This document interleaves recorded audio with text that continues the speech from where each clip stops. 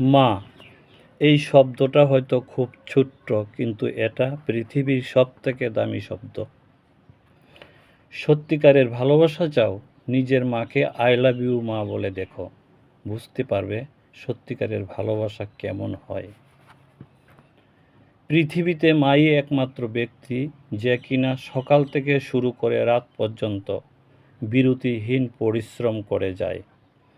তিনি হচ্ছেন আমাদের মা। মা, তুমি যেখানে থাকো ভালো থেকো।